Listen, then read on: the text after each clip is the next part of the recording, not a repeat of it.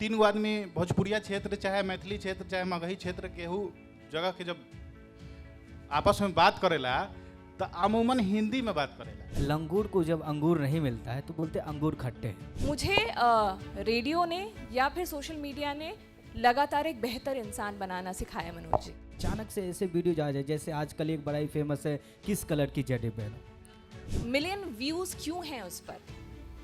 Million views क्यों हैं? आप दो दोस्तों के बीच के कॉन्वर्सेशंस देखें तो सबसे गंदे मीम्स जाएंगे, सबसे फनी मीम्स जाएंगे। जब मुख्यमंत्री जी को शर्म नहीं आया स्टेटमेंट देने से पहले, तो हम तो भाई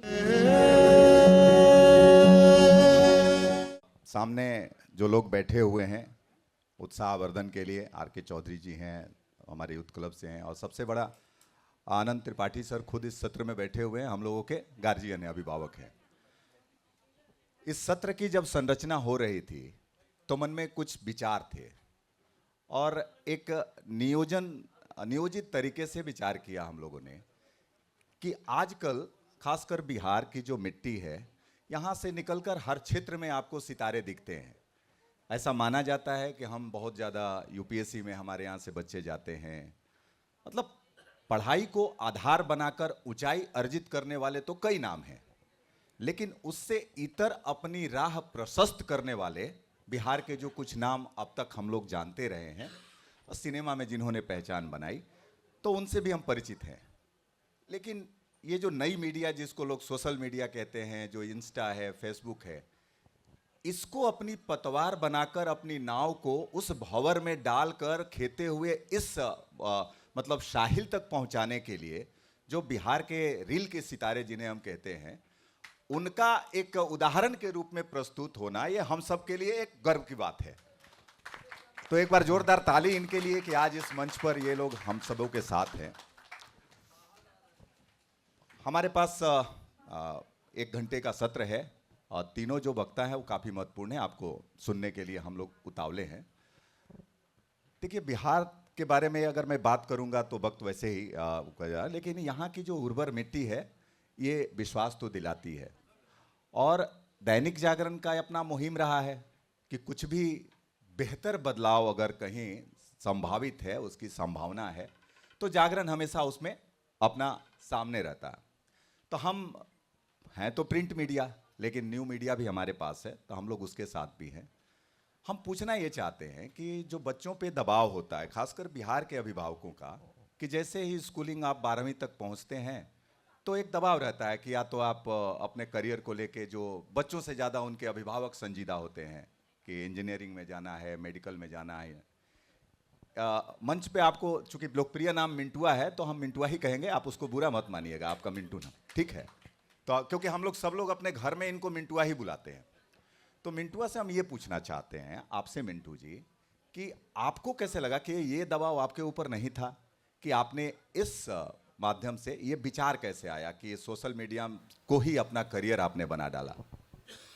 सबसे पहले तो जितने भी लोग यहाँ बैठे हुए हैं उनको प्रणाम है, और आशा करता नहीं कि वो लोग खुश होके और अच्छा होके। भोजपुरी में इसलिए मैंने बोला क्या कि हमने के भाषा के धीरे धीरे छोड़त जाता नहीं सन, पढ़ाई लिखाई तो पकड़ल जाता नहीं सन, लेकिन अपन भाषाएं छोड़ देता नहीं सन। तो हमने के स्थिति जन बाहर में हमने के जाके न रंगा सियार टाइप हो जाता नहीं सन कि तो अपन भाषा पर सबसे पहले तो गर्व करे के पड़ी और अपन भाषा बोले के पड़ी। हमने के कुछ दिन पहले डिस्कस होते रहे, एगो मीडिया के बहुत बड़ा मीडिया के हेड रहलन कि भोजपुरी ये है वो है, अपना बातचीत चलत रहे।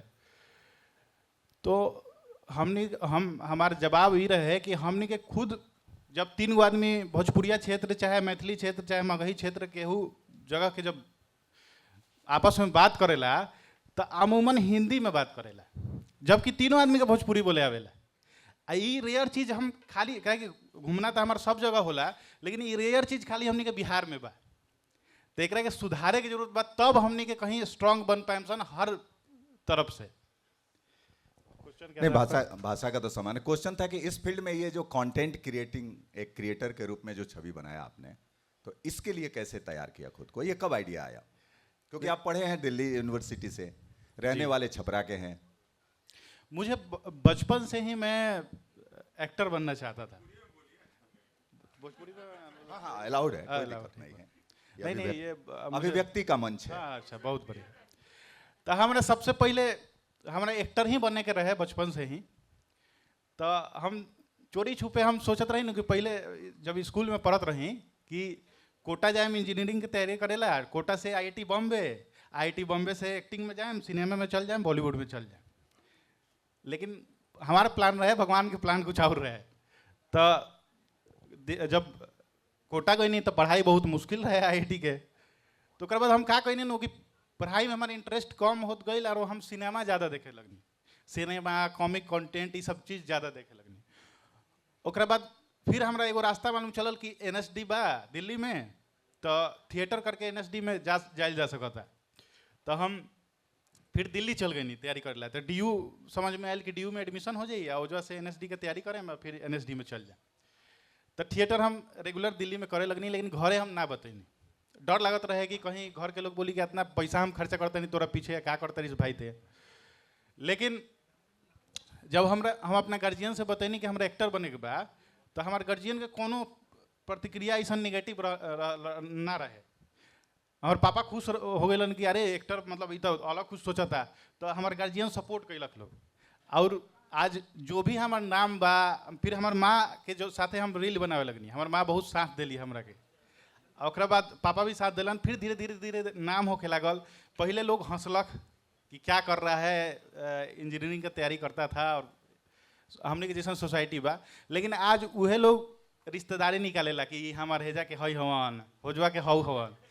तो अलग चीज में सबसे बड़ा जो सपोर्ट चाहेला कुछ अलग और रुआ करे के बा, तो में गार्जियन के चाहेला। तो हम लकी बनी कि हमरा ऐसा गार्जियन मिलल लोग। बहुत बढ़िया, बहुत बढ़िया। देखिए हमारे ठीक बगल में बैठे हुए हैं Saurabh ji. India's laughter champion में इन्होंने बिहार का प्रतिनिधित्व किया था, ऑडिशन के माध्यम से वहाँ गए थे। ऐसे सौरभ जी से मन में एक सवाल ये आता है कि कई बार हम सुनते हैं, कितनी सच्चाई है मुझे पता नहीं है, कि क्या इस तरह के जो रियलिटी शोज होते हैं इसमें भी बिहारी होने का फ़ायदा या नुकसान मिलता है कुछ उनके साथ भेदभाव में? देखिए सर, हमारे क्षेत्र में, हमारे गांव में एक सिंपल सा कहावत है कि लंगूर को जब अंगूर नहीं मिलता है तो बोलते अंगूर खट्टे हैं। होता है ना, यही होता है कि लोग ऑडिशन देने जाते हैं, जब वो उनका सिलेक्शन नहीं होता है तो बाहर आके पूछते भाई क्या हुआ क्या हुआ। तो ये नहीं बताते कि मेरे अंदर प्रतिभा नहीं थी। वो एक ही बात बोलते भाई बिहारियों के साथ अन्याय हो रहा है, बिहारियों के साथ दुर्व्यवहार हो रहा है। मेरा भी ऑडिशन में पहली बार में नहीं कि सिलेक्शन हो गया, मैंने स्टार प्लस के लिए दिया, कलर्स टीवी के लिए दिया, इंडियाज गॉट टैलेंट के लिए भी दिया, फिर the great Indian laughter challenge star plus उसके लिए भी दिया, नहीं हुआ। और इसमें मैंने ऑडिशन दिया, हो गया। मैंने आज तक किसी को नहीं कहा कि बिहारियों के साथ अन्याय होता है, बिहारियों के साथ दुर्व्यवहार होता है। देखिए मैं सच्चाई बताता हूँ कि चैनल को एक ही चीज़ चाहिए होती है, टीआरपी। आप हिंदू हो, मुस्लिम हो, सिख हो, ईसाई हो, डोम हो, चमार हो, भूमिहार हो, राजपूत हो, इससे कोई मतलब नहीं है। आप बिहारी हो, बंगाली हो, गुजराती, उनको कोई मतलब नहीं होता है। आपको उनसे, देखिए बिहार से भी विनर निकले हैं। दीपाली शाह जी, देखिए आज शाम को उनका परफॉर्मेंस होने वाला है, ये इंडियन आइडल में गई थी, कैसे चली गई। और यहाँ पर बहुत सारे लोग बोलते कि पैसा चलता है, पैसा भी नहीं चलता है। आप उसको 10 करोड़ भी दे दो, 5 करोड़, वो नहीं मानेंगे, क्योंकि भाई आपसे वो पैसा ले ले और आपसे टीआरपी नहीं है तो वो पैसा घाटे। सलमान खान टेलीविज़न इतनी बड़ी कंपनी है, उसको क्या पैसे की दिक्कत है? आपसे वो क्यों रिश्वत लेंगे? तो यहाँ पर ऐसी कोई चीज़ें नहीं चलती। ऐसा नहीं कि मैं बिहारी हूँ तो मुझे 1000 वाला होटल दिया उन्होंने रुकने के लिए, कोई महाराष्ट्र से तो उनको, मुझे भी 5 स्टार होटल मिला, उनको भी 5 स्टार होटल मिला, मुझे भी वैनिटी वैन मिली, उनको भी वैनिटी वैन मिली। तो इस तरह का कोई भेदभाव हम लोगों के साथ नहीं होता है। जो लोग ऐसा बोलते हैं वो बिल्कुल ही गलत बोलते हैं। खास करके रियलिटी शो में कोई भेदभाव नहीं होता। रियलिटी शो में सिर्फ और सिर्फ एक चीज़ें चलती है, टीआरपी।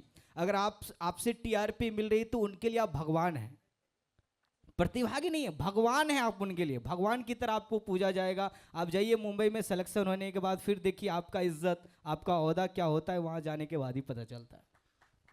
धन्यवाद सौरभ जी। अंजलि जी, इससे पहले कि हम घुमा फिरा के सवाल नहीं पूछेंगे, पहले तो ये बता दीजिए कि अंजलि और आरजे अंजलि के बीच का क्या डिफरेंस है, वो अंतर क्या है? Thank you so much Manoj ji. सबसे पहले दैनिक जागरण, बिहार संवादी, और ये एक ऐसा प्लेटफॉर्म है जहाँ पर हर कोई अपनी बात यहाँ पर रख रहा है, और मुझे बात रखने का मौका देने के लिए बहुत बहुत धन्यवाद। रही बात अंजलि और आरजे अंजलि में, तो जो अंजलि है वही आरजे अंजलि है, जो आरजे अंजलि है वही अंजलि है। और अगर ऐसा भेदभाव होता कि अंजलि कोई और होती, आरजे अंजलि कोई और होती, तो शायद 17 सालों का मेरा करियर नहीं होता। नहीं, इसमें हम ये भी जानना चाहते हैं कि एक अंजलि जब आरजे बनती है तो किस तरह के बदलाव उसको, कुछ ज़बरदस्ती प्रभाव में, कुछ दबाव में, क्या इस तरह की सिचुएशंस आते हैं कि आपको अब एक आप पब्लिक प्लेटफॉर्म पे हो जाती हैं तो थोड़ा आपके तौर तरीकों में जानबूझकर आपको नापसंद होते हुए भी वो बदलाव करने पड़ते हैं? देखिए, मुझे एक हमेशा लगता है कि एक रिस्पॉन्सिबिलिटी तो ज़रूर रहती है। ये जो माइक है, माइक हो या फिर एक कोई कलम हो, और इस पर आपकी रिस्पॉन्सिबिलिटी होती है। आप समाज आपको सुन रहा होता है। देखिए, हम जब भी रेडियो पे जाते हैं या हम सोशल मीडिया पे जाते हैं, हम ये सोच के नहीं जाते कि हमको पूरा शहर सुन रहा है या फिर हमको मेरे लाखों करोड़ों फैंस देख रहे हैं। हमको बस ये है कि मेरा एक इंसान जो है, one listener, one audience, one viewer, जो कि मुझे एट अ टाइम देख रहा है, मेरे लिए वही रिस्पॉन्सिबल है। मेरे काम से अगर वो खुश हो रहा है, उसके चेहरे पे हंसी आ रही है, मेरे काम से अगर उसकी आंख में आंसू आ रही है, मेरे काम से अगर वो अपने आप को महसूस कर पा रहा है, तो शायद मेरा काम वही है, वहीं तक है। और किसी को दिल दुखाकर, किसी को उसके बारे में उसको ख़राब महसूस कराना, ये मैंने कभी नहीं किया है। तो उसी रिस्पॉन्सिबिलिटी के साथ हम माइक पर हों या सोशल मीडिया पर हों, और हम जानते हैं, और हम एक बात हम हर मंच पे कहते हैं, मुझे रेडियो ने या फिर सोशल मीडिया ने लगातार एक बेहतर इंसान बनाना सिखाया मनोज जी। बहुत बढ़िया। कभी ऐसा तो नहीं हुआ कि सुबह की चाय अगर सासू माँ को दे रहे हैं तो ये रही आपकी चाय और ये मॉर्निंग की ऐसा, क्योंकि आदत में जब अंजलि और आरजे अंजलि एक ही है तो कैसा तो नहीं कि ये दोनों व्यवहार में भी मोस्टली जब मुझे घर पर जानते, जो मेरे दोस्त हैं, वो हमेशा ये बोलते कि तुम कैसे रेडियो पे बात करते हो, या फिर तुम बाकी एकदम चुप रहती हो, तुम बोलती ही नहीं हो। I am not that person की जो हर जगह बोल रहा है, ठीक है। एक और चीज़ है जो अक्सर कहा जाता है कि जो मंच पर हैं, जो कैमरे के सामने हैं, वो बाकी आम जिंदगी में बड़े चुपचाप होते हैं, बहुत इंट्रोवर्ट होते हैं। वो शायद इस वजह से वो मंच को चुनते हैं, वो कैमरे को चुनते हैं, वो माइक को चुनते हैं कि उनको कोई समझने वाला नहीं है। बाकी टाइम वो चुप होकर सिर्फ ऑब्जर्व करते रहते हैं कि उनके आसपास क्या हो रहा है। जैसे मिंटू हैं, वो लगातार वीडियोस बनाते हैं, देखिए ऑब्जर्वेशनल वीडियोस हैं उनके, वो क्या आसपास चल रहा है, वो कॉमेडी जो है वो है, आसपास क्या है वही दिख रहा है। आपने एक बहुत बढ़िया बात की कि जब आदमी पब्लिक फिगर होता है, मंच पे होता है, तो उसकी रिस्पॉन्सिबिलिटी बढ़ जाती है और उसके प्रति उसकी सजगता भी बढ़नी ही चाहिए। आप तीनों लोगों से मेरा ये सवाल है कि आप रील्स बनाते हैं, इंस्टा पे पॉपुलर हैं, लाखों आपके फॉलोअर्स हैं, ये कौन तय करता है कि कौन से रील्स आपको पोस्ट करनी चाहिए, या खुद आप लोग डिसाइड करते हैं? ये मैं तीनों से जानना चाहूँगा कि इसके पीछे कोई टीम है कि तय करता है, क्योंकि इसके बाद में जो सवाल पे आना, जो एक बहुत गंभीर चर्चा इन दिनों देश में है इलाहाबादियों को लेके, आपने देखा है कि ये सीमाएं कौन तय करेगा और सीमाएं तय करनी चाहिए कि नहीं चाहिए। तो कई तरह के इसमें विचार आ रहे हैं, तो इस पे भी हम आपके विचार लेंगे। तो मेरे लिए ये महत्वपूर्ण सवाल है कि जब भी कोई कंटेंट आप तैयार करते हैं तो कोई अप्रूव करने वाला होता है, किसी को दिखाते हैं उसको पोस्ट करने से पहले, या दिल में जी में आया कि नहीं ये कंटेंट मैंने बनाया, इसको पोस्ट कर देना चाहिए?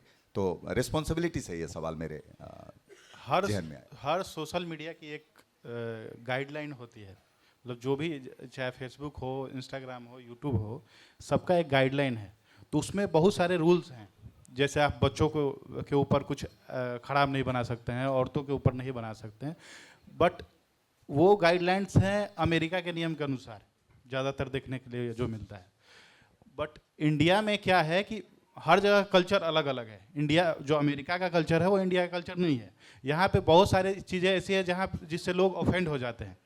अमेरिका में ऑफेंड नहीं होते हैं बहुत सारी चीज़ों पे।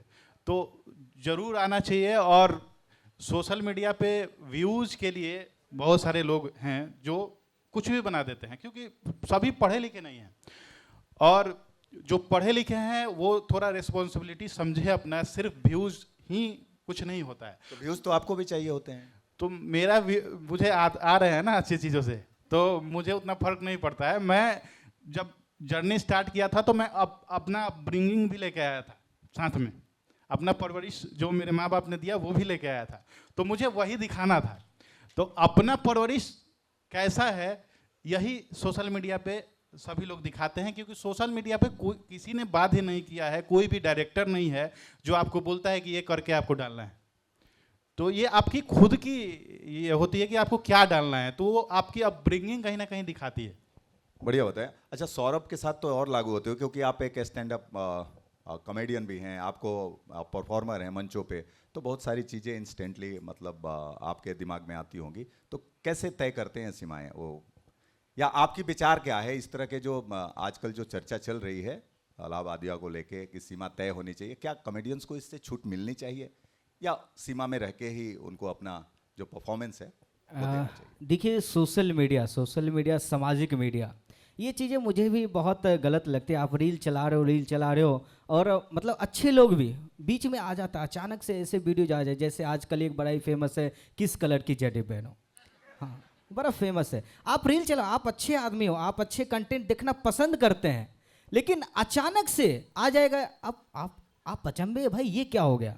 ये चीज़ें नहीं होनी चाहिए। देखिए, सब ऑडियंस अलग अलग है, सबके अलग अलग। मैं ये नहीं कह रहा हूँ कि वो चीज़ें गलत है, लेकिन इनके लिए अलग प्लेटफॉर्म होने, जैसे यूट्यूब है, एक यूट्यूब किड्स है, तो बच्चों के लिए अलग बनाया गया, तो उसमें ये एडल्ट चीज़ें नहीं होती है। तो एडल्ट के लिए भी अलग, भाई अगर ऑडियंस उस टाइप के हैं तो उनके लिए अलग होनी चाहिए।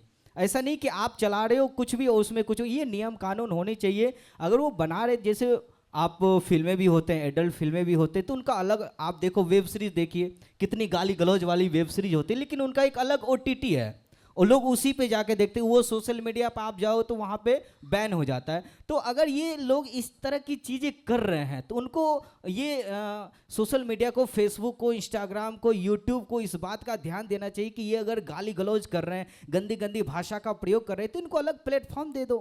नेटफ्लिक्स पर करो, अमेजोन पर, तो जो उस टाइप के ऑडियंस है वो वहाँ पे सुनो। मैं अक्सर स्टेज शो करने जाता हूँ तो सारे स्टेज शो अच्छे नहीं होते, कुछ खराब भी होते हैं। वहाँ पे देखिए कैलाश खेर के गाने सुनाओ, सुखविंदर जी के गाने सुनाओ, और ये बड़े बड़े सिंगर के गाने सुनाओ, ये क्या फालतू गा रहा है। और वो देखिए, एक हमारे एक कवि हैं अनिल चौबे जी, वो बड़ी अच्छी लाइन वो बोलते हैं कि कीचड़ में भी स्वर्ग है, बस दृष्टि सुगर की होनी चाहिए।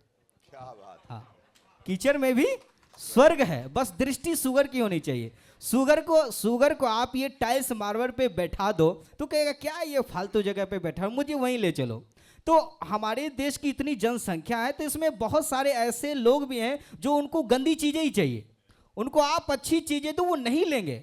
और ऐसे भी लोग हैं जो अच्छी चीज़ें पसंद, उनको आप गंदी चीज़ें लोगे नहीं लेंगे। लेकिन ये चीज़ें गलत है भाई, अच्छी चीज़ चला है तो वो क्यों ऑटोमेटिक क्यों आ रहा है, ये नहीं होनी चाहिए। इनके लिए अलग प्लेटफॉर्म बना, इनके लिए अलग। जैसे फेसबुक है, फेसबुक एडल्ट कर दो, फेसबुक लाइट है तो फेसबुक एडल्ट भी हो सकता है, इंस्टाग्राम है तो इंस्टाग्राम एडल्ट भी हो सकता है। जिनको देखना है देखे, जिनको नहीं देखना है तो सबसे डिमांड, जैसा डिमांड है वैसा सप्लाई है। लोग ऐसे ही थोड़ी मिलियन के मिलियन व्यूज उनके वीडियो पे जा रहे हैं, ऑडियंस देख रहे हैं तभी तो जा रहे हैं। लेकिन खुले आम नहीं होनी चाहिए, इसके लिए नियम कानून बनना चाहिए और इसके लिए सब सारी चीज़ें तय होनी चाहिए। अंजलि जी, आपका क्या ख्याल है इसके बारे में कि आपको कौन तय करता है आपके लिए जब आप कंटेंट रील्स अपना पोस्ट करती हैं इंस्टा पे? ऑफ कोर्स, क्योंकि हम एक ब्रांड को भी रिप्रेजेंट करते हैं तो बहुत हद तक मेरी ब्रांड भी मतलब उस चीज़ को रिस्पॉन्सिबल है। बट यस, 90% 80% जो है, जो चीज़ें हैं गाइडलाइंस के हिसाब से मैं खुद डिसाइड करती हूँ कि क्या पोस्ट करना है, क्या पोस्ट नहीं करना है। हम यहाँ पे थोड़ा डिफ़र करेंगे कि क्रिएटर के ऊपर जो बातें हो रही हैं कि वो गलत हैं, वो गलत हैं, वो गलत हैं। आपको मनोज जी पता है ना कि सबसे ज़्यादा गालियाँ जो हैं, सबसे ज़्यादा गालियाँ जो हैं वो ट्रैफिक सिग्नल्स पे लोग देते हैं।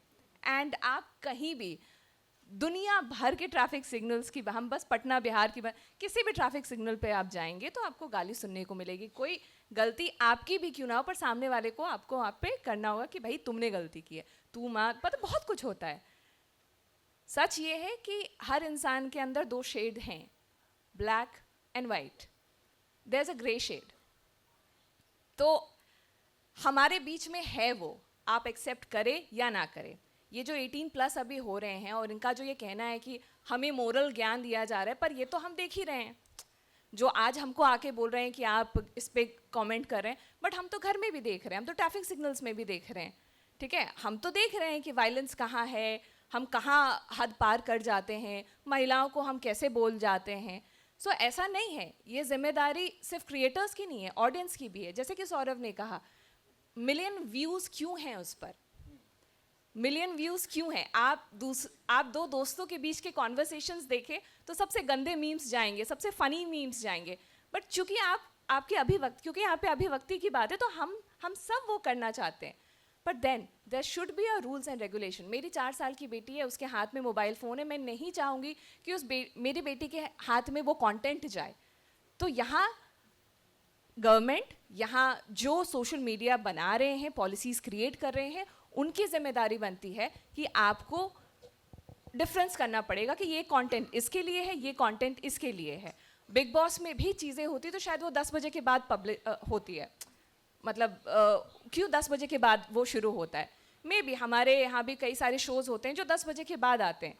तो हर चीज़ का एक माहौल बना हुआ है, हर चीज़ का एक दायरा बना हुआ है। अभी हमने हर चीज़ को मिक्स कर दिया है, तो अब हमारे ऊपर है कि हम किस तरीके से समाज को बेहतर बनाएंगे, अपने कल्चर को, जो हम कहते हैं कि हमारा भारतीय संस्कृति एक चीज़ है जिसको हमको आगे बढ़ाना है, तो उसको कैसे संयोजना है। तो ये सिर्फ क्रिएटर नहीं, पूरे समाज की जिम्मेदारी होगी। नहीं, बहुत बढ़िया आपने जवाब दिया। आपकी जो सोच है कि ये जिम्मेदारी तो है, लेकिन कहीं ना कहीं लोगों को भी सजग होना पड़ेगा। तो हम एक चीज़ जानना चाहेंगे, जैसे साहित्य में कहा जाता है जो लेखक है उसकी ये भी जिम्मेदारी है कि वो अपने लिए पाठक वर्ग तैयार करे। क्या ये जो रील के सितारे हैं, जो क्रिएटर्स हैं, आप जैसे लोग, क्या आपको भी लगता है कि आपको अपने लिए अलग से दर्शक, जो आपके व्यूअर्स हैं, वो तैयार करने पड़ते हैं, तैयार करना चाहिए, या जो व्यूअर्स चाह रहा है उसी तरह उसी गंगा में बहना आसान है और आप भी उसी तरह, मतलब जहाँ तक आपकी जिम्मेदारियाँ आपको रोकती हैं उसका हल्का ख्याल रखिए और उस धारा में बहते जाइए। दूसरों की उन्नति को देख के, उनके लाइक्स देख के, व्यू देख के, क्या आपके मन में भी कभी इस तरह के ख्याल तो आते ही होंगे कि भाई आपको भी चाहिए? तो ये दर्शकों का वर्ग तैयार करने के लिए आप कभी इस तरह की कोई सोच दिमाग में आती है, या जो दर्शक चाहता है उस हिसाब से अपने कंटेंट्स आप बनाते हैं? देखिए, सच्चा आर्टिस्ट वो होता है जो अपना आर्ट दिखाए और उस आर्ट में इतना काबिलियत हो कि लोग उसे पसंद करें, उसको सच्चा आर्टिस्ट माना जाता है। आप कहीं भी देखिएगा, जो भी बड़ा आर्टिस्ट होता है, चाहे फिल्मों में भी आप देखिएगा कि जैसे बहुत सारी फिल्में होती हैं जो बहुत अच्छी होती हैं, अवार्ड जीत जाती हैं, नेशनल अवार्ड जीत जाती हैं, तो वो फिल्म दर्शक को पसंद है इसलिए नहीं बनाया जाता, वो कुछ अलग बनाया जाता है और उसको लोग पसंद करते हैं। तो सच्चा आर्टिस्ट वो होता है जो आर्ट बनाए और लोग उसको पसंद करें। और एक होता है बिजनेसमैन, कि लोगों को क्या पसंद है, मेरा ये चीज़ बिक कैसे जाएगा, आर्ट बिक कैसे जाएगा, तो वो बने। तो सच्चे आर्टिस्ट जो भी होते हैं वो आर्ट बनाएंगे और वो वर्ग अपने आप तैयार हो जाएगा, इतना उस आर्ट में पावर होगा। तो मैंने भी कभी भी ऑडियंस को टारगेट करके कभी कुछ नहीं बनाया। मुझे था कि मैं अपना आर्ट दिखाऊंगा, लोग जुड़ते जाएंगे, और भोजपुरी जिस लैंग्वेज में मैं बनाता हूँ वो बदनाम था। बट आप नहीं मानिएगा, आज यूट्यूब का, मैं बिहार का और भोजपुरी का सबसे बड़ा क्रिएटर हूँ। मुझे अब तक 4000 मिलियन व्यूज आए हैं, जो कि इंडिविजुअल में सबसे ज़्यादा नंबर है किसी क्रिएटर के लिए। सौरभ, देखिए, बहुत ही आप तो जाने माने कॉमेडियन हैं। हम चाहेंगे कि इससे पहले कि सवाल पूछें, थोड़ा आप अपना परिचय अपने अंदाज में दे दें एक बार दर्शकों को। तो देखिए, मैं कॉमेडी मिमिक्री के लिए जाना जाता हूँ। यहाँ पे बहुत सारे सितारे आए हुए हैं, थोड़ा सा इसका आवाज़ बढ़ा सकते क्या, तो मज़ा आएगा। हल हल हल, हाँ ठीक है। तो यहाँ पर जो कुछ सितारे हैं वो अगर नहीं आ पाए, जो भूले बिसरे नहीं आ पाए, तो मैं बुलाना चाहूँगा अपनी आवाज़ के माध्यम से। मान लीजिए कि यहाँ पे आए जावेद अख्तर साहब, सर ने कहा कि वो भी यहाँ पे आए हुए हैं, श्वेता त्रिपाठी जी मिर्ज़ापुर की एक्ट्रेस है, तो इसी तरह से रवि किशन जी आ जाएं, तो कैसे उनका इंटरव्यू होगा। रवि किशन जी आएंगे, कहेंगे बाबू जिंदगी झांड बाबू फिर भी घमंड, अद्भुत अद्भुतम अद्भुतास, हर हर महादेव, हर हर शंभो। बाबू हमारा नाम रवि किशन है बाबू, मतलब गोरखपुर से सांसद बने बाबू। ये जो दैनिक जागरण है ना बाबू, एकदम भौकाल टाइट किए हुए हैं बाबू, मतलब इतना बढ़िया मान सम्मान इज्जत बजी। ये आरजे हैं, ये मिंटुआ है, मतलब एकदम सोशल मीडिया पे भौकाल टाइट किए हुए। तो बाबू हमारा तो यूट्यूब चैनल ही सोनी वाला डिलीट कर दिया बाबू, नहीं तो हम भी भौकाल टाइट कर। इसी तरह से जैसे देखिए बिहार के माननीय मुख्यमंत्री श्री नीतीश कुमार जी आ जाए, ये बड़े बड़े पॉलिटिशियन आ रहे हैं यहाँ पे, मैंने बाहर बैनर देखा, तो नीतीश कुमार जी आ जाएंगे तो वो कैसे बोलेंगे? नीतीश कुमार जी आएंगे कहेंगे, अरे भाई हम तो जानवे न करते हैं जी, हम तो जानवे न करते हैं जी, जो दैनिक जागरण कर रहा है इतना बढ़िया कर रहा है, ये सब कोनो बोलने वाला बात है जी। बताइए हम जब कॉलेजवा में पढ़ते थे तो हमारा साथ एको लड़कियां नहीं पढ़ती थी। बताइए इतना खराब लगता था। अब देखिए लड़का लड़की सब साथे पढ़ता, इतना अच्छा लगता है। ये सब कोनो बोलने वाला बात है जी, ये सब कोनो कहने वाला बात है जी। अब देखिए इतना बड़का बड़का स्टार पहले कभी आता था जी? हम तो सब जानवे करते हैं, हम तो सब बुझवे करते हैं, इस टाइप का कोई सोचवो किया है? हम तो सब बुझवे करते हैं, हम तो सब जानवे करते हैं, ये सब कोनो बोलने वाला बात है जी। इसी तरह थैंक यू। इसी तरह से अगर अमित शाह जी आ जाए तो उनका एक अलग ही टोन है, उनके बोलने का एक अलग ही अंदाज है। अमित शाह जी आएंगे वो कहेंगे, माननीय भारतीय जनता पार्टी की ओर से और देश का गृहमंत्री होने के नाते मैं आप सभी का दैनिक जागरण की ओर से स्वागत, अभिनंदन, वेलकम करता हूं। अभी हमने दिल्ली में सरकार बनाई, बिहार में भी सरकार बनाने वाले हैं और आने वाले समय में कुछ अच्छा हम लोग करेंगे। माननीय मैं चाहता हूं एक बार जोरदार तालियां हो जाए। मोदी जी के एक है तो उनका एक अलग ही अंदाज है। मित्रों, भाइयों बहनों, मैं नरेंद्र दामोदर दास मोदी अभी मैं पटना एयरपोर्ट पर उतरा तो मुझे पता चला भाइयों बहनों कि दैनिक जागरण का बिहार संवादी होने वाला है।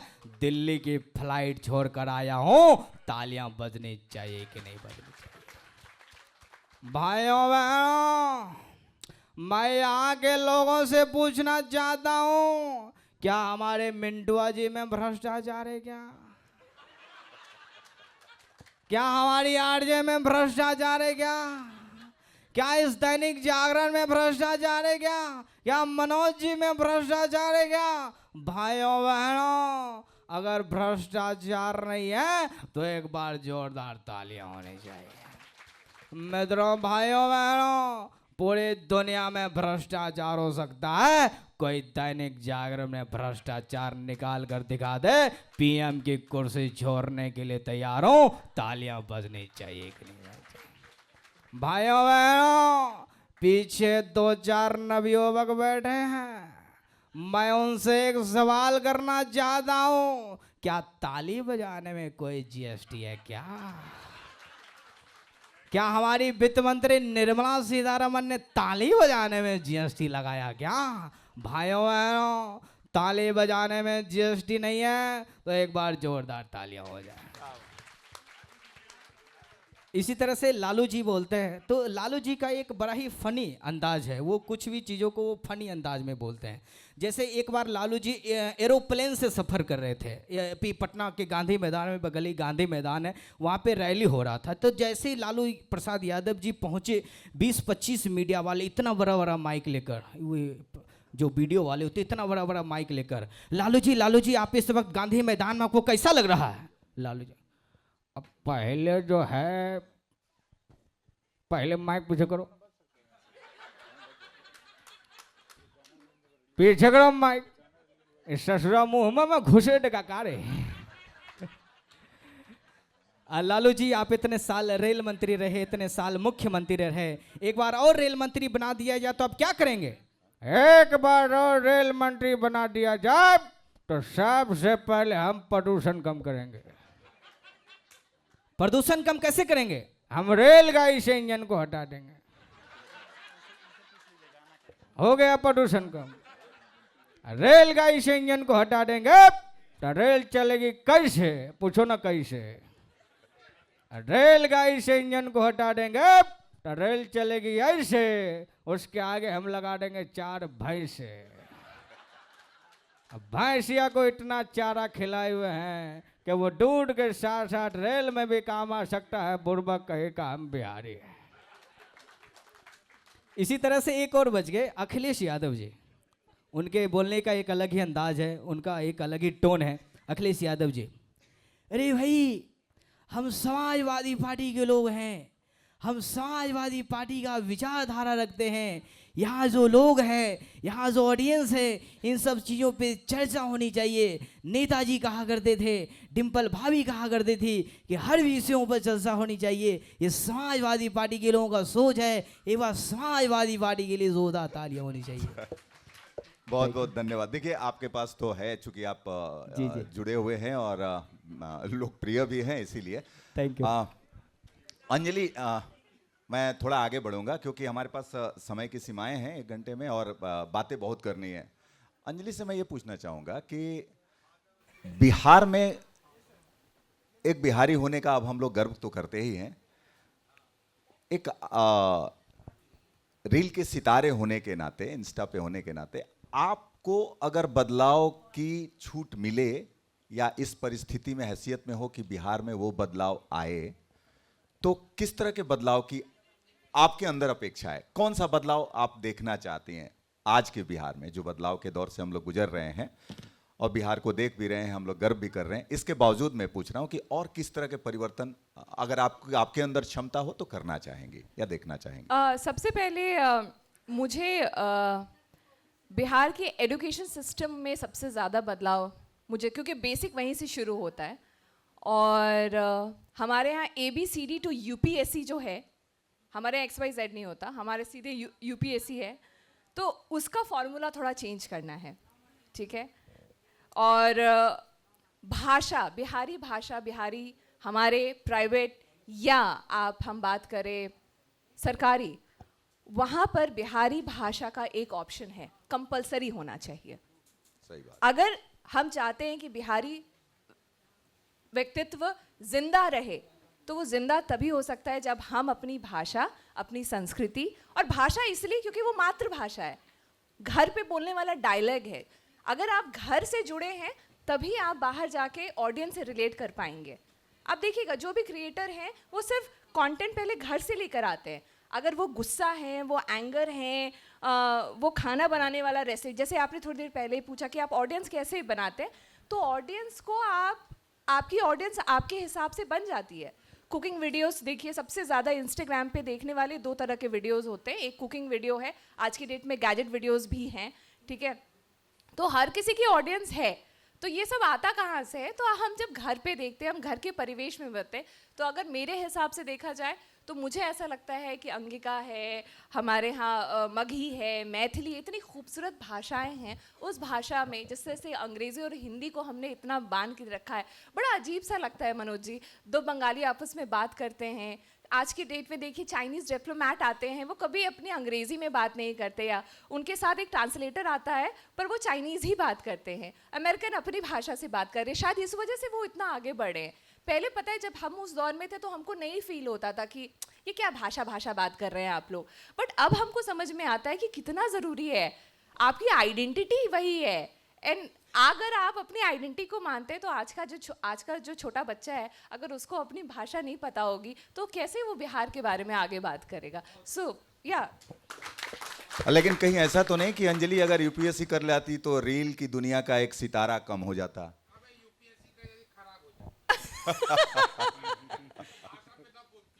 अब और हमको लगता है कि एक IAS ऑफिसर भी आज के डेट में रील बना रहा है। सो ऐसा नहीं है, आज के डेट में सोशल मीडिया सबकी ज़रूरत है। ये कहना कि हम 3 क्रिएटर्स हैं या फिर है, सोशल मीडिया सबका नीड है आने वाले टाइम में, रोटी कपड़ा और मकान है, तो तीसरा जो है वो मोबाइल फ़ोन है। हम खा पी नहीं रहे हैं पर आपके पास डेटा है और वो भी फ्री में दी जा रही है, उसका भी एक रीज़न है। आने वाले टाइम में डेटा रेवोल्यूशन जो है वो एक अलग पूरा टॉपिक ही है, बट आपको दी जा रही है कि आप मोबाइल फ़ोन देके आप डेटा कंज्यूम करें, और वो क्यों कंज्यूम करें वो आपको पता है। नहीं, आपके विचार से हम ताल्लुक रखते हैं, सहमत हैं जिसकी चर्चा करें। सर, अब आप किस तरह का बदलाव चाहते हैं? बिहार में अब युवा भी हैं, परफॉर्मिंग आर्ट से जुड़े हैं। देखिए, हम बिहार में बदलाव चाहते हैं। देखिए, शॉर्टकट ना अपनाएं, क्योंकि आप जो बदलाव चाहेंगे वही आपके रील्स में परिलक्षित भी होंगे, तो हम उसकी तरफ बढ़ भी पाएंगे, इसलिए मेरा ये सवाल है। बिल्कुल बिल्कुल, शॉर्टकट ना अपनाएं क्रिएटर्स। होता क्या है ना कि ये गाली गलौज वाली वीडियो, जैसा कि सर ने बताया, तो इन सबों को वीडियो को बनाने में ज़्यादा मेहनत नहीं लगता है। आप देखिएगा कि जो ज़्यादा गाली गलौज वाला वीडियो है वो मेहनत कम है, इनकम ज़्यादा है, लेकिन ये कुछ दिन के लिए है, सब दिन के लिए नहीं है। और किस ऑडियंस के लिए, ये भी आपको सोचना चाहिए। आया राम गया राम, आज गया कल उसे जानने वाला भी नहीं है। आज देखिए ये कितना अच्छा कैरियर था, जैसी संगत वैसी रंगत, इसका रणवीर का। किसी भी इंसान पर संगत का बहुत बड़ा प्रभाव पड़ता है। आप जैसे संगत में रहते हो आप वैसा ही बन जाते हो। एक फूल किसी धरती पे गिरकर गुमनाम हो जाती है, लेकिन वही एक फूल किसी सहरे पे चढ़कर सरताज बन जाती है। तो ये संगत का प्रभाव है। एक बूंद पानी किसी रेत में गिरकर भस्म हो जाती है, लेकिन वही एक बूंद पानी किसी सीप में गिरकर मोती बन जाती है। तो ये संगत का प्रभाव है। तो क्रिएटर्स को मेहनत करना पड़ेगा, शॉर्टकट तरीका नहीं अपना। लोगों को लग रहा है कि मैं ये गंदा गंदा वीडियो डाल रहा हूँ, ये फॉलोवर बढ़ रहे हैं, तो ये ज़्यादा दिन के लिए नहीं। और आपका ऑडियंस कैसा है, आप उनको बुलाओ जो ये गंदी गंदी गालियाँ देते हैं, उनको क्या ये दैनिक जागरण का मंच मिलेगा? हाँ, भले ही मैं YouTube पे ज़्यादा वीडियोज़ नहीं डालता हूँ, लेकिन बिहार के जितने भी बड़े बड़े सरकारी इवेंट हैं, मैं डीएम के सामने, एसपी के सामने, बड़े बड़े सरकारी कला संस्कृति विभाग, पर्यटन विभाग, बड़े बड़े मंचों पर मैं करता हूँ। तो ये अलग है, क्योंकि उनको भी पता है कि भाई यहाँ पे ये चीज़ें परोसेगा जो यहाँ के लोगों को ठीक लगेगा। और आप उन्हें बुलाए, आप मिलियन के नाम पे बुला लो। मिलियन का ऐसा नहीं कि मिलियन देने वाले हमारे मिंटू भैया जैसे अच्छे कलाकार हैं, गंदे क्रिएटर्स भी हैं, आप उन्हें बुला लो तो वो आपका सब एक कर देगा, मट्टिया मुलित कर देगा।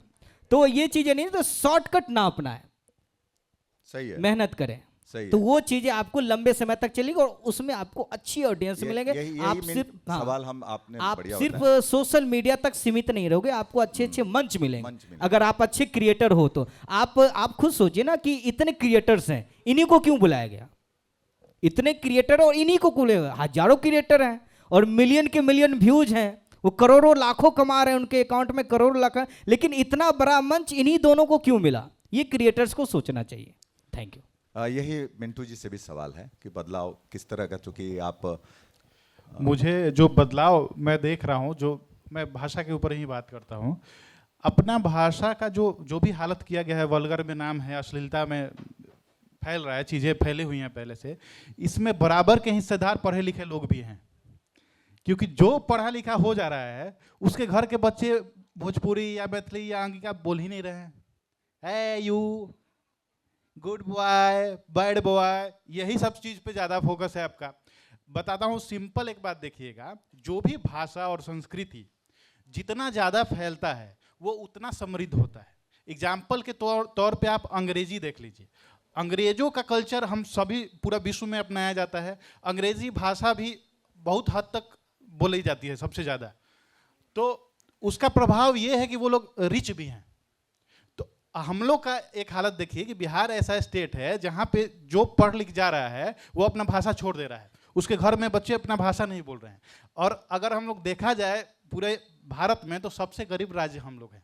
तो अपने संस्कृति और अपने भाषा को अगर हम लोग पकड़ लें, आज भी पकड़ लें, तो हम लोग कल कुछ बहुत अच्छा कर सकते हैं। तो भाषा को पकड़िए। नहीं, आपका ये बाजी ऑब्जर्वेशन ठीक है। हमारे यहाँ जब मोतिहारी से निकलकर कोई लड़का दिल्ली चला जाता है तो प्रशांत कश्यप बदल जाता है। तो ये एक आपके है कि मिट्टी से जुड़ाव बहुत ही जरूरी है। लेकिन एक चीज़ हमें बताइए, आपके जो अभिनय देखकर इतने सारे लोग, इतने व्यूज आपको मिलते हैं, इतना अप्रिसिएशन मिलते हैं, तो क्या मिंटू को हम किसी सिनेमा में जल्द देखने वाले हैं? बिल्कुल, इस साल मैं सिनेमा कर रहा हूँ और कोशिश है कि मैं भोजपुरी सिनेमा को वहाँ खड़ा कर पाऊँ जहाँ पे आप लोग गर्व महसूस करें। बहुत बढ़िया, हमारी शुभकामनाएं हैं। हाँ, सवाल हम लोग कुछ ऑडियंस से सवाल ले लेते हैं क्योंकि हमारे पास और अभी 8 मिनट बचे हैं। तो हमारी टीम से आग्रह होगा कि आप सवाल ले लीजिए। नमस्कार, काफ़ी अच्छा लगा आप लोगों को देख के। आप तीनों से मेरा एक प्रश्न है। आज के दिन में एक कहावत है कि भारत में ये सोशल मीडिया एक कैंसर की तरह हो गई। लोग का काफ़ी समय ये रील्स देखने में व्यतीत हो जा रहा है। तो मैं आप तीनों से ये पूछना चाहता हूँ कि क्या ये संभव है या क्या आप एडवोकेट करेंगे कि जो स्क्रीन टाइम है उसको भारत को यदि समृद्ध भारत बनाना है, जो 2047 में जो हम विकसित भारत की परिकल्पना कर रहे हैं, क्या हम लोगों को स्क्रीन टाइम लिमिट करना चाहिए? 2 घंटा, 1 घंटा, जो 24-24 घंटा लोग स्क्रीन पे लगे रहते हैं, इसके बारे में आपकी राय चाहिए। बिल्कुल कम करना चाहिए, क्योंकि बहुत सारा हेल्थ इशू भी इसके वजह से हो पा रहा है। और दूसरा, जो भी बच्चों पे बहुत बड़ा प्रभाव पड़ रहा है, बच्चे बाहर नहीं निकल के खेल नहीं पा रहे हैं, फिजिकली एक्टिविटी नहीं कर पा रहे हैं, तो बहुत ज़रूरी है कि होना चाहिए। और ये हम लोगों को खुद कंट्रोल करना होगा, ये कोई नियम बनाने से नहीं होने वाला है, तो खुद में कंट्रोल लाना चाहिए। मुझे लगता है कि आप लोग ही अपने रील्स के द्वारा बच्चों में ये इस प्रवृत्ति को भी लाएं ताकि वो शिक्षा उन लोगों को तक पहुंचे। बिल्कुल 100% इस काम को मैं ज़्यादा बखूबी से कर सकता हूं, क्योंकि मैं बनाता हूं कंटेंट, तो मेरी कोशिश रहेगी कि मैं ऐसा करूं। बिल्कुल, हम लोग देखिए, हम लोग जो करते हैं वो तो अच्छा ही करते हैं, और हम लोग आगे भी कोशिश करेंगे कि अच्छे कंटेंट आप सभी को देखने को मिले। आप सभी अपने परिवार के साथ देखें, आप सभी अपने समाज के साथ देखें, और ये जो गंदी चीज़ें उनके लिए अलग से होनी चाहिए, ये सब मिक्स नहीं होना चाहिए ताकि समाज में अच्छा प्रभाव पड़े। स्क्रीन टाइम, ये आपने बिल्कुल सच कहा, ये कैंसर से भी खतरनाक बीमारी है, इसे बिल्कुल रोका जाना चाहिए और इसका समय सीमित है। और आजकल के माँ बाप भी ऐसे ही करते हैं, बच्चा रो रहा है तो मोबाइल दे दो, चुप हो जाएगा, 2 मिनट के लिए चुप होगा, लेकिन आपको जीवन भर के लिए परेशान करेगा। तो बच्चे को सबसे पहले माँ बाप को सजग होना पड़ेगा। बच्चे को अगर रो रहा है तो उसे मोबाइल बिल्कुल ही मत दीजिए, भले ही वो रोने दी, किताब दीजिए या दूसरी चीज़ें कुछ देर के लिए खिलौने दे दीजिए, मोबाइल बिल्कुल ही दूर करें।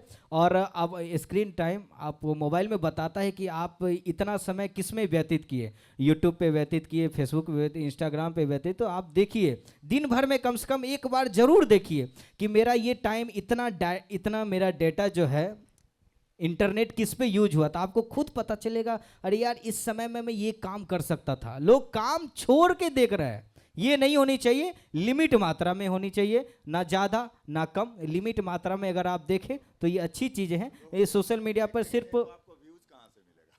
व्यूज मिलेगा ना, व्यूज मिलेगा, व्यूज भले ही कम मिलेगा लेकिन अच्छा व्यूज मिलेगा, लोगों पे कम प्रभाव पड़ेगा। हमारा वीडियो देख के और फिर बंद कर दो। जी नमस्कार, मेरा नाम रोशन झा है। मेरा सवाल आरजे अंजलि से है। अभी सेशन के दौरान कहा गया था कि कंटेंट कौन डिसाइड करता है कि हम बनाएं, तो अंजलि जी का जवाब मुझे लगता है कि कुछ थोड़ा सा कंट्राडिक्ट था, क्योंकि जब हम देखते हैं कि अंजलि जी एक वीडियो बनाती है जिसमें खोइंचा पे बात किया जाता है, और वहीं जब हम राइट हैंड साइड में देखते हैं कि मुख्यमंत्री नीतीश कुमार द्वारा एक विवादित बयान दिया जाता है जिसका सब आलोचना करते हैं, लेकिन आरजे अंजलि 3-4 लड़कियों के साथ मिलकर एक ऐसा कंटेंट बनाती है और उसमें खुलकर उन तमाम बातों का चर्च करती है। जैसे यहाँ पे सारे प्रबुद्ध वर्ग बैठे हुए, स्पर्म, वेजाइना जो भी है, तो क्या ये मजबूरी नहीं थी कि हम व्यूज के लिए ये कंटेंट बना रहे? बस मेरा सवाल यही है। हेलो, हाँ, जब मुख्यमंत्री जी को शर्म नहीं आया स्टेटमेंट देने से पहले, तो हम तो भाई उस स्टेटमेंट पर वही बता रहे हैं जो शायद वो बस रिएक्शन में बोल कर गए थे। और रही बात वर्जाइना की, तो वर्जाइना एग्जिस्ट करता है, स्पर्म एग्जिस्ट करता है। अगर वो शब्द आप नहीं बोल पा रहे हैं, अगर आप नहीं सुन पा रहे हैं, तो सर गलती आपकी है, मेरी नहीं है। और हमको बिल्कुल शर्म नहीं है, हमको कतई शर्म नहीं है, और हमको शर्म आनी भी नहीं चाहिए, क्योंकि मुझे जो कंज्यूम करती है वो 70% से ज़्यादा महिलाएं हैं। तो जब महिलाओं के रेप के खबर आप बड़े, यही दैनिक जागरण है, शायद अभी हम खोलेंगे तो कहीं ना कहीं तो कुछ होगा, बड़े आसानी से पलट देते हैं, और अगर मेरे स्पर्म और वर्जाइना सुनकर आप ऑफेंड हो जाते हैं तो फिर नहीं, मैं बस बोल रही हूँ, व्यूज़ की बिल्कुल नहीं, व्यूज़ की मजबूरी होती तो सर हम ऐसे कई सारी चीज़ें हैं जो हम रोज़ बनाते रहे थे, सिर्फ यही बनाते रहते। मुझे वो नीड था कि वो बोलना है। आप कैसे चूक सकते हैं, आप कैसे उस चीज़ के बारे में एड्रेस नहीं कर सकते। सर हम रेप के बारे में भी रोज़ बात करते रहते हैं, हम रोज़ बात करते हैं रेप के बारे में, हम रोज़ बात करते हैं कि ट्रैफिक सिग्नल पे कोई गाली दे दिए, पर अगेन कभी कभी चोट लगानी पड़ती है और ज़ोर से लगानी पड़ती है, और ख़ासकर वो 4 औरतें बोल रही थीं, याद रखिएगा वो 4 औरतें बोल रही थी और वहाँ विधानसभा में मुख्यमंत्री ने बोला है, तो बस डिफर यही था। व्यूज़ का सर टेंशन नहीं होता, व्यूज़ का टेंशन होता तो कब कितना कॉन्ट्रोवर्शियल बना देते हम, छोड़िए ना।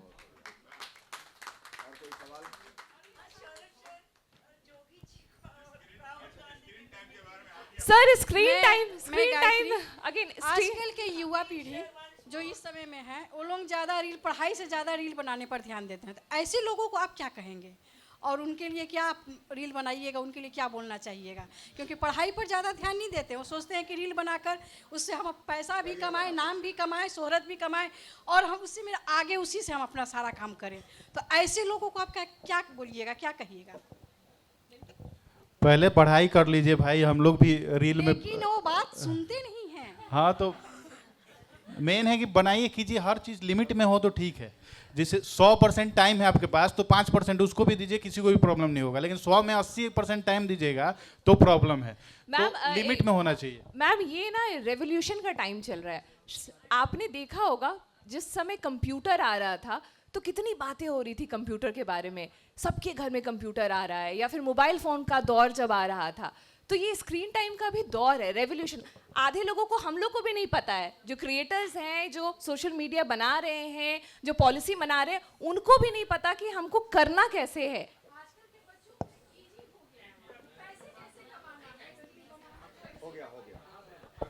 नमस्कार सभी को, मेरा नाम आराध्या वत्स है और मैं पत्रकारिता एवं जनसंचार की छात्रा हूँ। मेरा सवाल अंजलि मैम से है कि आप एक आरजे होने के साथ साथ एक कंटेंट क्रिएटर भी हैं, तो हमारे जैसे स्टूडेंट्स जो अभी इस कंटेंट क्रिएशन के फील्ड में नए हैं, उन्हें आप क्या सलाह देना चाहेंगे? आराध्या बहुत प्यारा नाम है, आराध्या। सबसे पहले तो आराध्या, मैं बस यही कहूँगी कि आराध्या जैसी है वैसी रहेगी तो कंटेंट तुम्हारा कभी ख़त्म नहीं होगा। सचिन तेंदुलकर कभी भी रवि शास्त्री नहीं बने, लता मंगेशकर कभी भी उषा उत्थुप नहीं बनी, ठीक है। मैं हमेशा ऐसे लोगों का एग्जाम्पल देती हूँ क्योंकि अभी आज के डेट में हमारे पास रोल मॉडल बहुत कम है। आज की यूथ नहीं समझ पाती कि हमको किसकी तरह बनना है।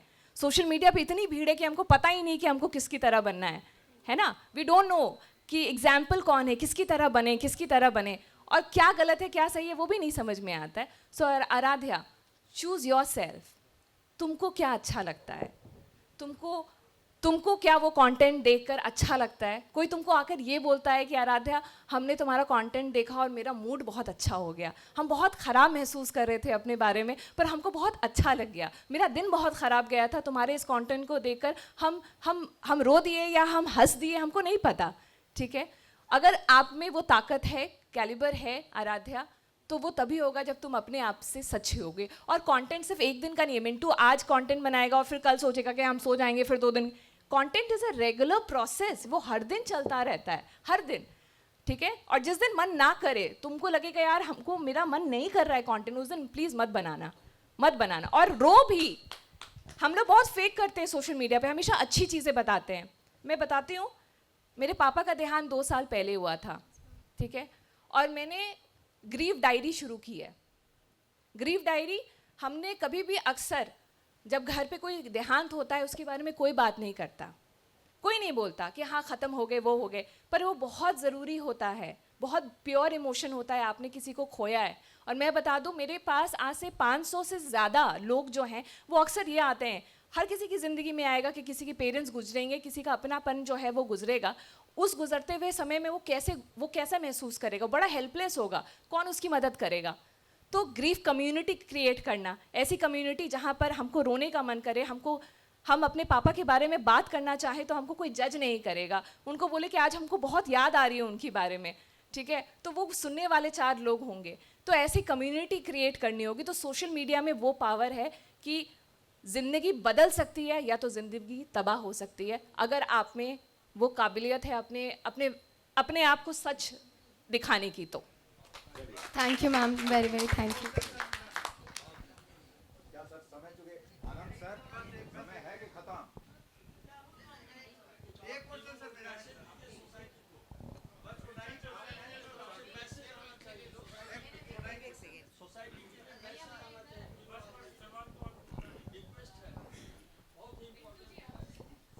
हाँ हेलो सर। अंजलि मैम आज जो बलात्कार की बात कर रही थी, तो बलात्कार को एक सामाजिक समस्या समझती हैं कि प्रशासनिक समस्या समझती हैं? अगर सामाजिक समस्या समझती हैं तो क्या रील जो है सो उसको इंस्टिगेट नहीं कर रहा है? बस यही मेरा प्रश्न है। माइक लेते आओ, माइक इधर दे दीजिए, इधर दे दो। हेलो, चूंकि अंजलि जी का जवाब सुनने के बाद अब मिंटू हम लोगों के साथ हैं और माता जी हैं। देखिए अमूमन आपने देखा होगा, हम इनसे बात भी कर रहे थे कि माता पिता अगर अभिनय में हो तो बच्चे आ जाते हैं, अभिनेता बन जाते हैं। ऐसे कई उदाहरण हैं।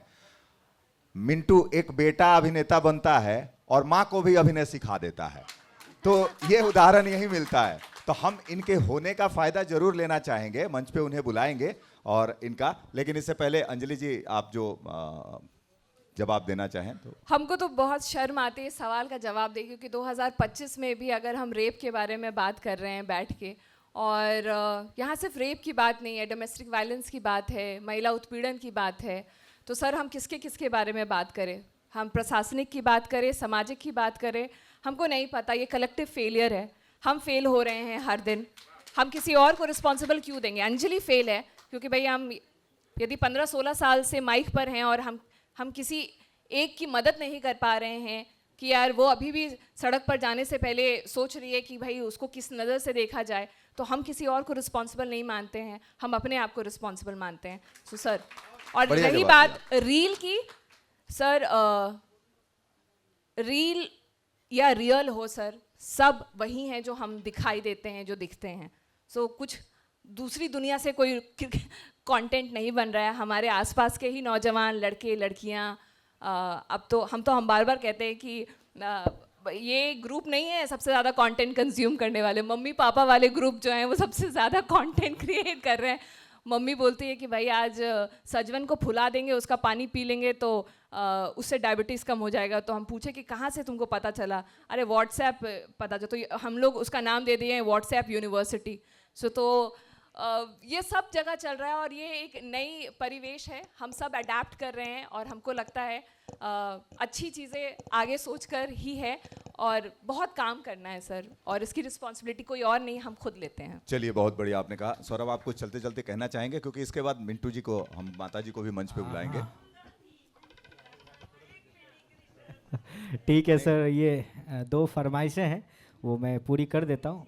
हाँ, जो योगी जी और राहुल गांधी जी, तो राहुल गांधी जी अभी आए थे पटना के गांधी मैदान में, तो उनके बोलने का एक अलग ही अंदाज है। राहुल गांधी जी का अंदाज ऐसा है, राहुल गांधी आएंगे, देखिए भैया देश में गरीबी है, देश में महंगाई है, देश में बेरोजगारी है, लेकिन भैया मैंने गाना सुना बीड़ी जले ले जिगर से, जिगर में बड़ी आग है। मैं पूछना चाहता हूँ मोदी जी से, क्या इस तरह के गाने बजने चाहिए क्या? इसी बीच योगी आ जाए, जय श्री राम भाइयों, अभी मैंने भी गाना सुना है, ऐसे गाने चल रहे हैं, बीड़ी जलाई ले जिगर से, जिगर में बड़ी आग है। मैं उनसे पूछना चाहता हूँ, उस लड़की से पूछना चाहता हूँ, उस गाना बनाने वाले से पूछना चाहता हूँ कि अगर उसके जिगर में आग है तो आग का सही उपयोग करे और उस आग को रोटी सेकने में काम लगाए। जय श्री राम भाई। नहीं, चूंकि देखिए वक्त की कमी है शायद। अयो देखिए भाषा वैसा है, हम अमिताभ बच्चन का भी करेंगे लेकिन थोड़ा सा टाइम है। हाँ नहीं इनके जोगी जी का भी बोल दिया इन्होंने, और चूंकि समय की बाध्यता हमारा अगला सत्र है, तो इसलिए एक बस आग्रह है कि जो वो गाना आप तक पहुंचा है, मैं माता जी को भी बुलाना चाहूँगा और सोनाली जी को भी, आप मंच पे आ जाइए और एक छोटा सा जो परफॉर्मेंस है, हाँ, तो उसके साथ आइए, एक बार ताली बजाइए तब ये लोग मंच पे आएंगे। आइए।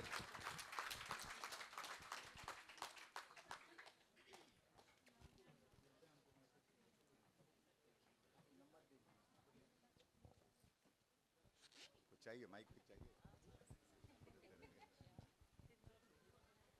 हमने ना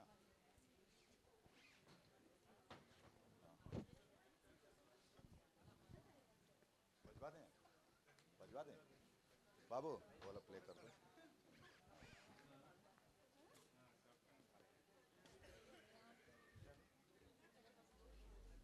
बजा दो। साउंड कम है क्या? चलिए।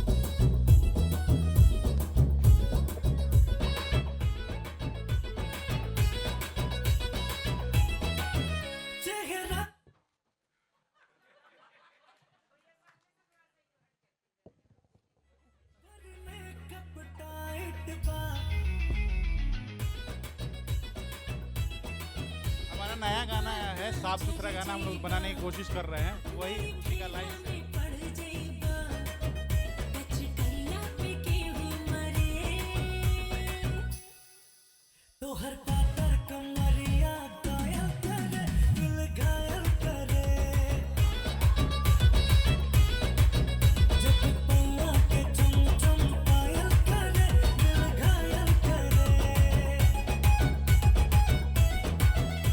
एक बार जोरदार ताली होनी चाहिए, जोरदार ताली होनी चाहिए।